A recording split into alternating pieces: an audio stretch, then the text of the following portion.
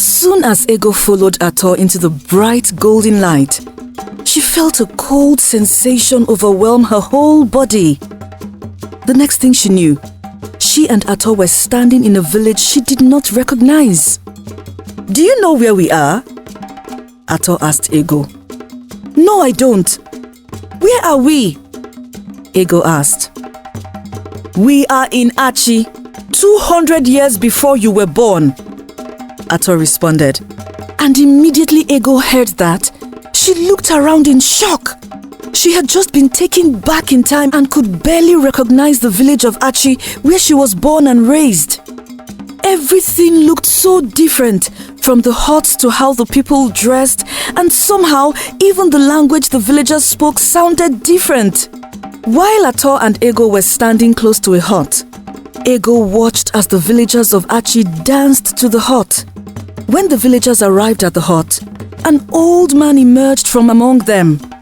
He walked to the hut's entrance, broke 3 white eggs, poured some local gin on the same spot where he had broken the eggs, and said some incantations.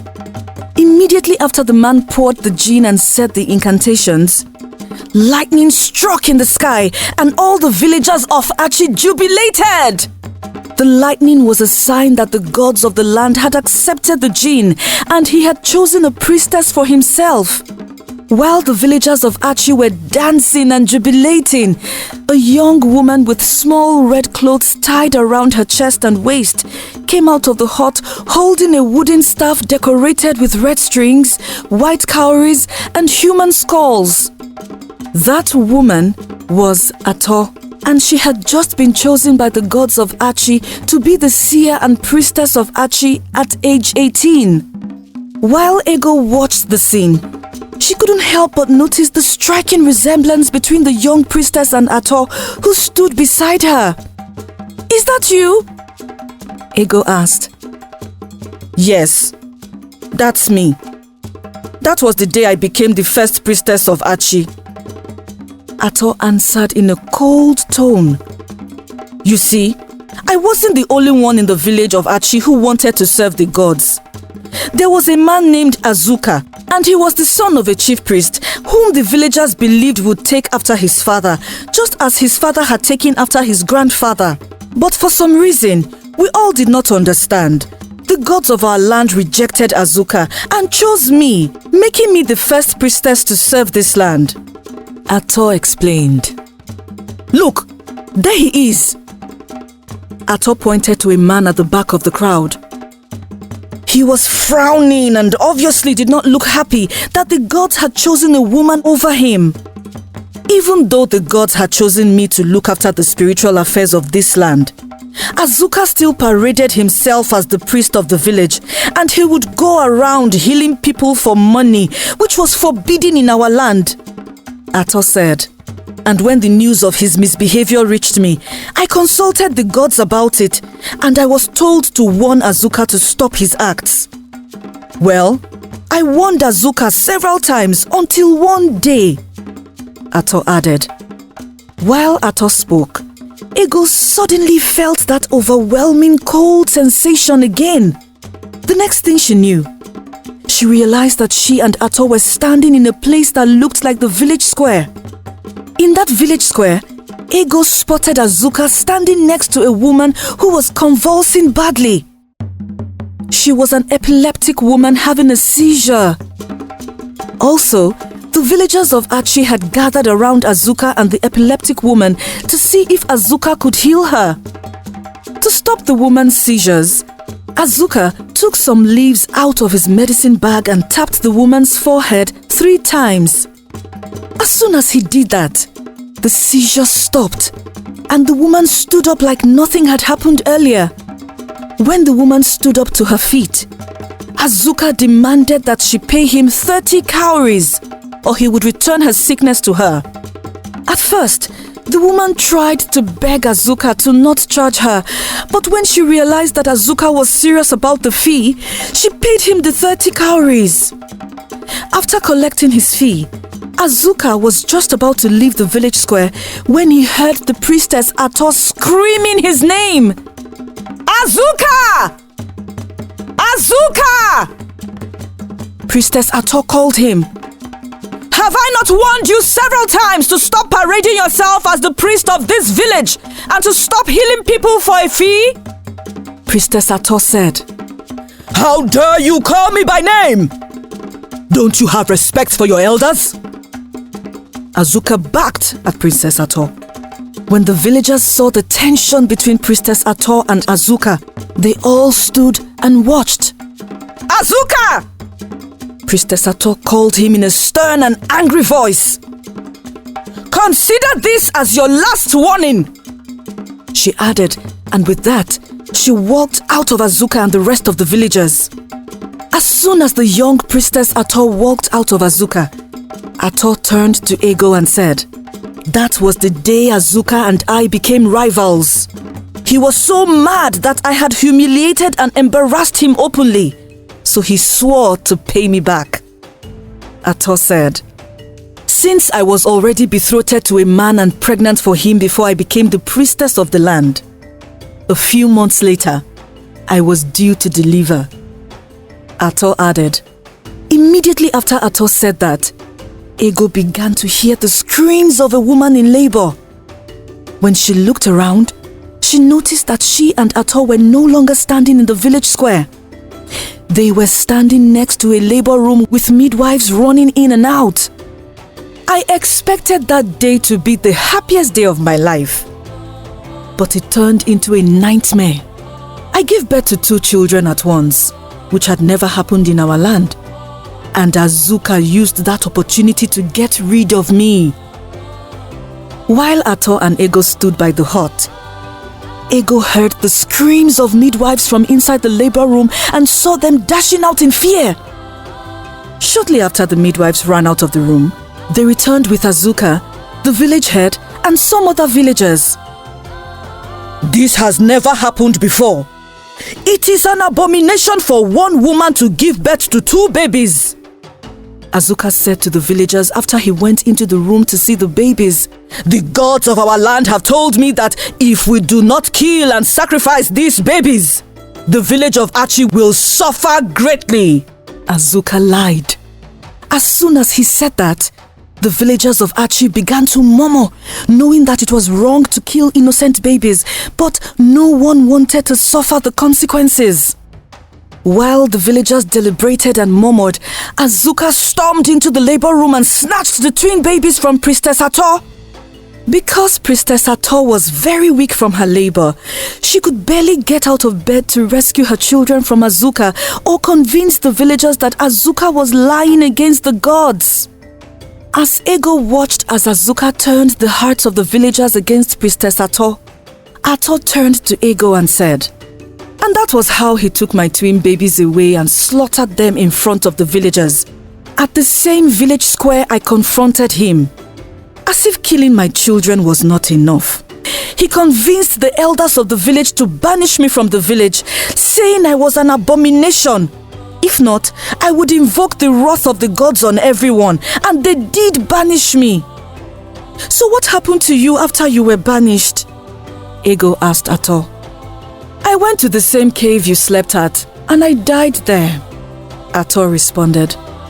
See, Ego, I brought you here because I failed as a mother, and I do not want the same thing to happen to you, she added. What must I do now to save my children? They killed my first children, and I'd rather die than let them do the same thing again, Ego said.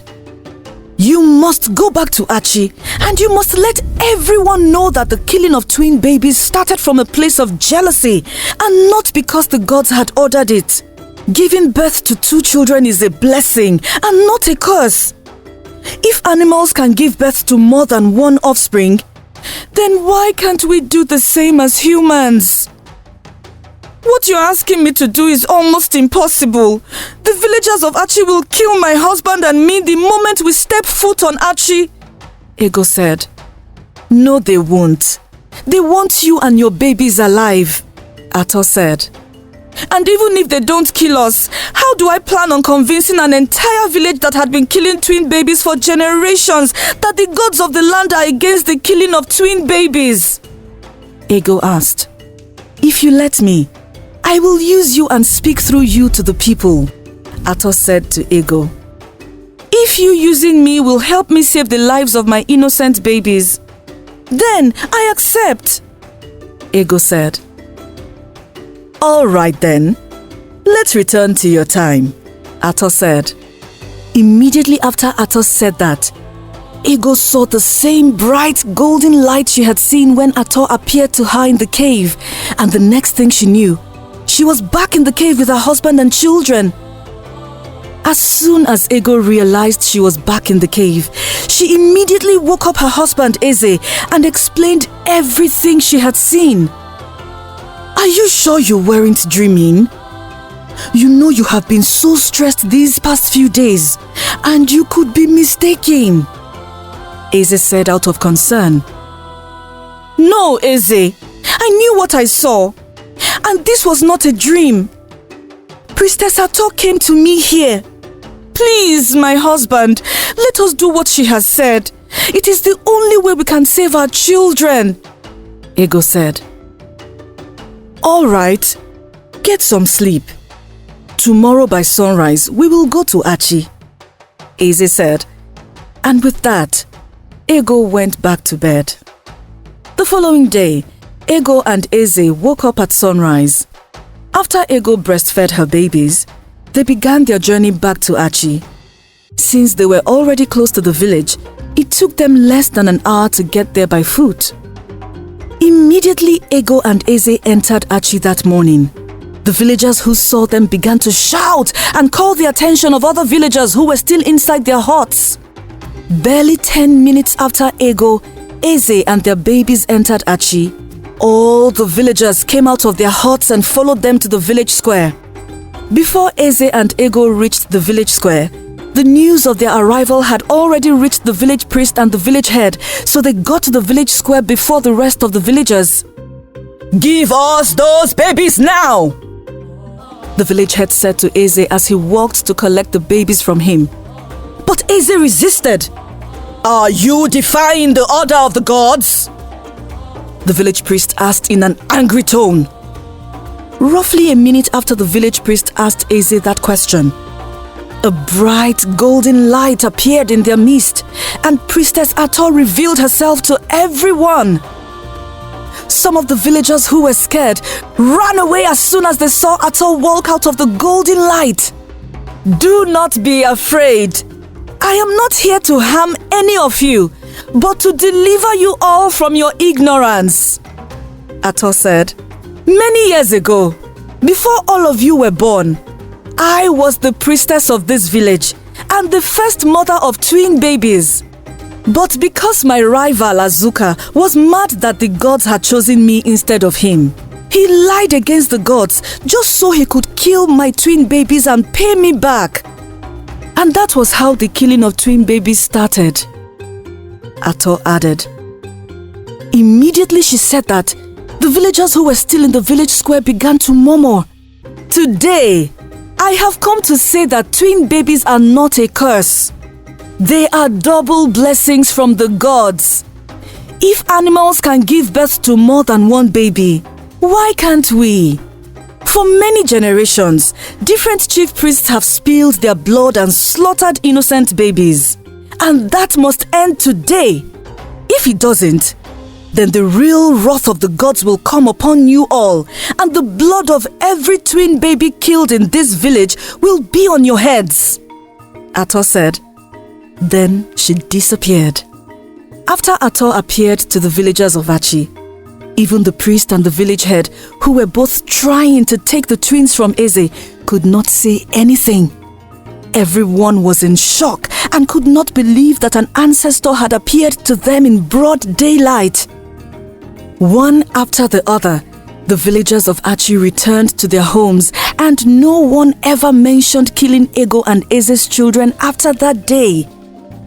Though Ego expected that Ato would need to possess her body to communicate with the villagers of Achi, she was glad Ato revealed herself to them instead.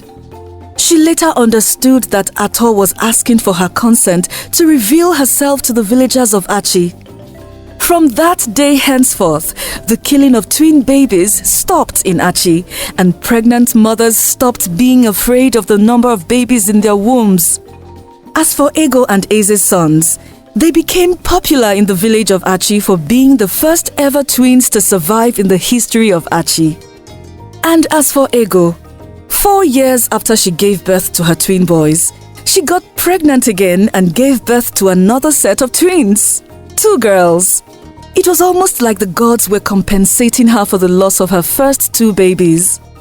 With 2 new additions to her family, Eze and Ego were thrilled and they all lived happily ever after. The end. Did you love this story? Tell us your favorite part in the comment section below. Please do not forget to like, share and subscribe to our channel and follow us on Instagram and Facebook for more updates. Thank you.